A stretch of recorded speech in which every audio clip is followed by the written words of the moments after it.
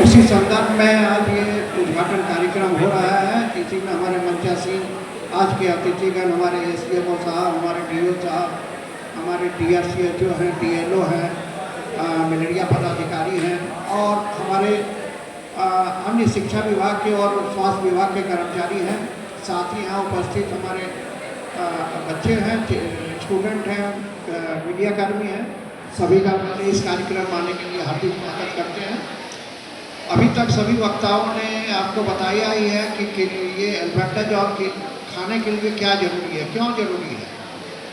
तो आप जैसे जानते हैं हमारे ये ट्रॉपिकल कंट्री है, भारत में बहुत तरह के वर्म्स होते हैं, जिसमें आपका थ्रेड वर्म है, राउंड वर्म है, हुक वर्म है, जो कि ज़्यादा फैलता है बच्चे से। यहाँ अभी भी लोगों को आदत है खुले में शौचालय जाने का, जबकि जाना नहीं चाहिए। प्रयोग शौचालय का ही करें, उससे आपका जो इन्फेक्शन है, वर्म्स का जो शरीर के अंदर जाने का कारण है, बहुत कम जाएगा। या जैसे बताया गया है कि आप जैसे बाहर जाते हैं, जाना ही पड़े आपको मैदान में, तो आप चप्पल या जूता पहन के जाइए। दूसरा है हाथ जो है साबुन से अच्छा धोइए, खाना पीना बिना साबुन से हाथ धोइए मत खाइए।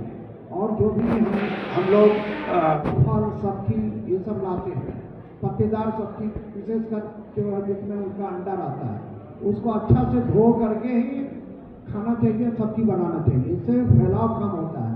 अब इसका दुष्परिणाम क्या होता है, किसी के पेट के अंदर यदि वर्म चला गया तो विशेषकर बच्चा में उसका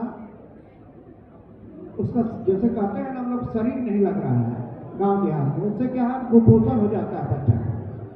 कुपोषण होने के बाद उसका है क्या, एनीमिया डेवलप करता है। बहुत इंपॉर्टेंट चीज़ है, खून की कमी हो जाती है।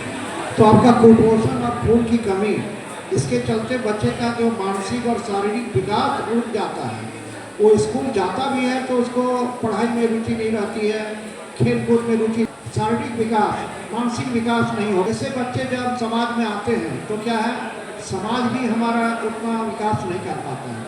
तो ये जो कार्यक्रम है आपका, सभी को जानना चाहिए एल्बेंडाजॉल का महत्व।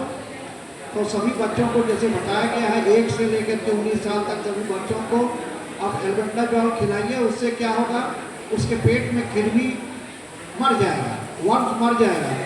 तो वो बाहर जैसे फैलता है अंडा से या जिससे, वो स्टूल में नहीं आएगा तो नहीं फैलेगा और उसका मानसिक शारीरिक विकास होगा। तो सभी को ये अपने तो बच्चे लोग को खाइए, घर में खिलाइए, और आपस में जैसे हमारे डीओ साहब ने बताया, मीडिया बंधु का बहुत बड़ा इसमें योगदान रहा है कि जागरूकता, समाज में जागरूकता फैलाना बहुत ज़रूरी चीज़ है।